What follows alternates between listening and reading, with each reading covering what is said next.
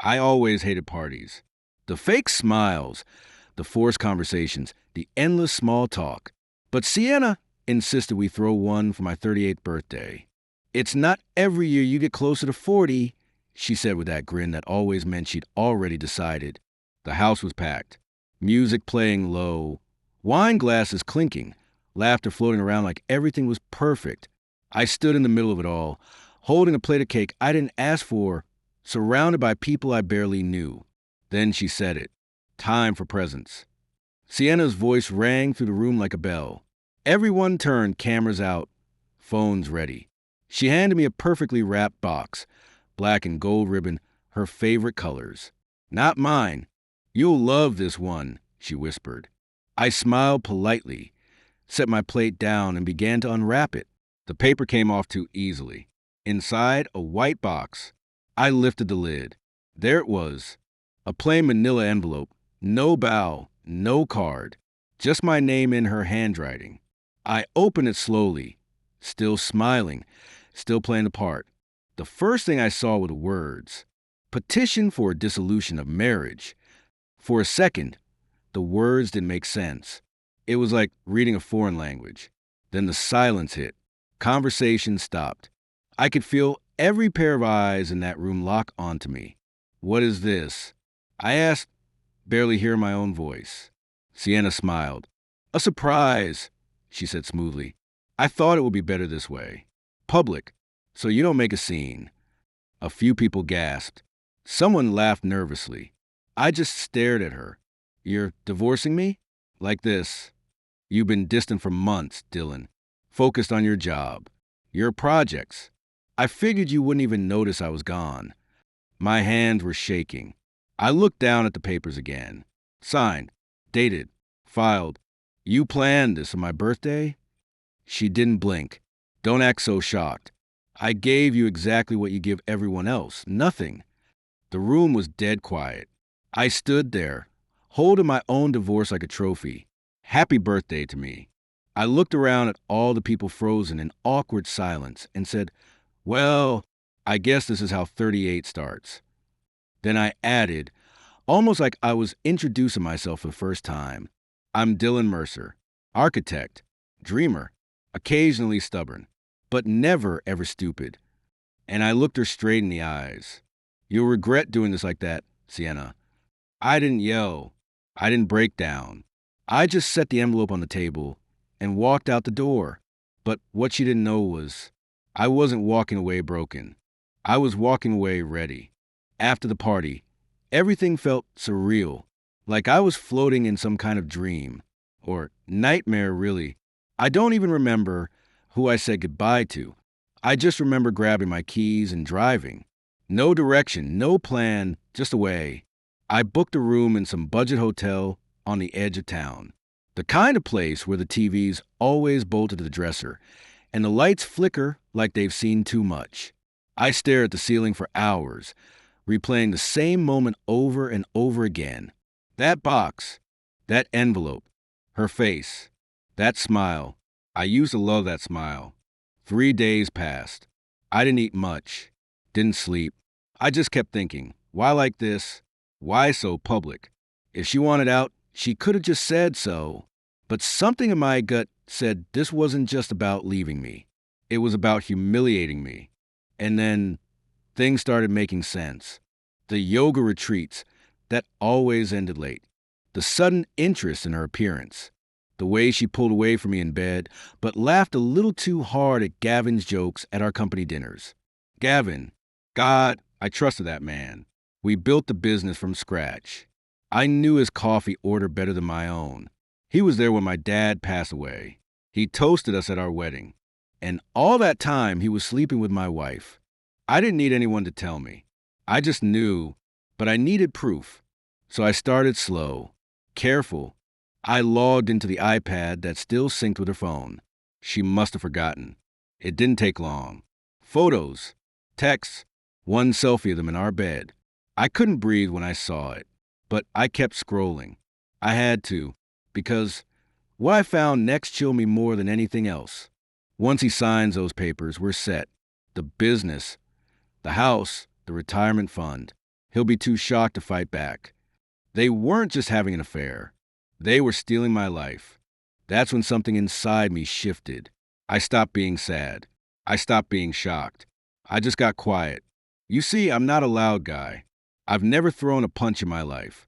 But I'm smart. I observe. And if I've learned anything from business, it's this. People show their real faces when they think you're not watching. I called Hannah, our old financial advisor. Sienna always hated her. Probably because Hannah didn't buy into her charm. We met for coffee at a quiet cafe in Midtown. I was wondering when I'd hear from you, she said, sipping her espresso. Sienna tried to move some accounts into her name a few weeks ago. My stomach turned. Did you approve it? She smiled. You really think I'd fall for that? I nodded slowly. I need your help, Hannah. But this has to stay between us. I don't want her to know I'm even awake. She leaned in. Are we talking survival or payback? I looked her in the eyes and said, both. That night, I pulled out an old notebook, the one I used when we first started the business, back when I was broke, 26, and working 12-hour days to chase a dream. You'd be surprised how quietly you can sign away your marriage. No shouting, no lawyers in a courtroom, just a pen scratching across paper. My hand didn't even tremble. I read every line of that divorce packet Sienna so generously gifted me on my birthday, and I signed it. But I didn't file it. I let her think I had. That's the thing about betrayal. It teaches you patience. And I wasn't going to waste this one. I had been blindsided once.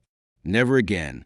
While she was busy taking selfies with Gavin in wine bars and posting filtered sunsets from spiritual retreats, I started something she'd never see coming. First stop, my lawyer. Mara Bishop had represented me during my firm's first big city contract. She knew how to protect assets, and more importantly, how to hide strategy behind silence. You sure you want to play it this way? She asked, scanning the papers across her desk. I'm not playing, I replied. She made this public. I'm just making sure I finish it in private. She nodded, then handed me a new stack of forms. We'll start with a holding company. Once the LLC is in place, we can move the commercial property and restructure the shares. By the end of the week, Mercer and Company. Holdings existed, and it didn't have Sienna's name anywhere near it.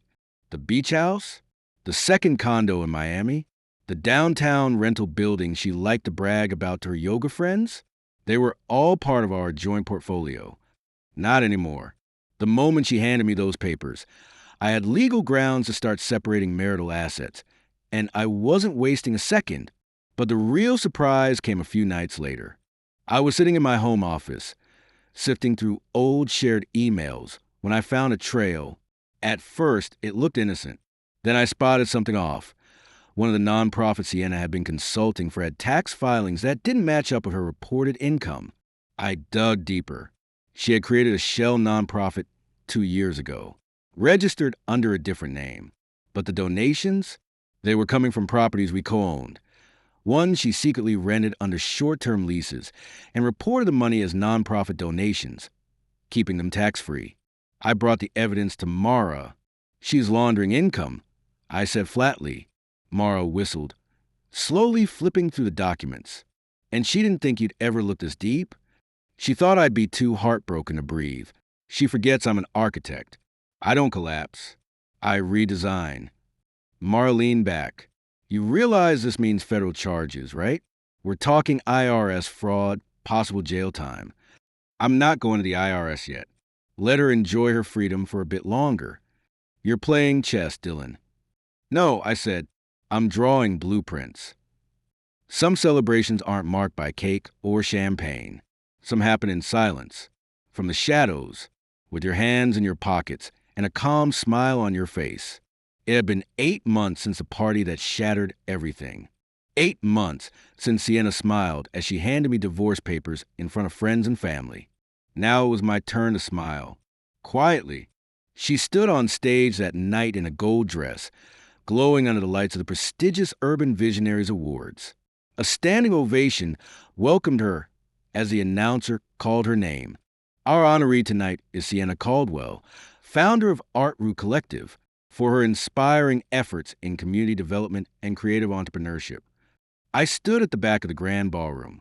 No one noticed me. I liked it that way. I wasn't here to be seen.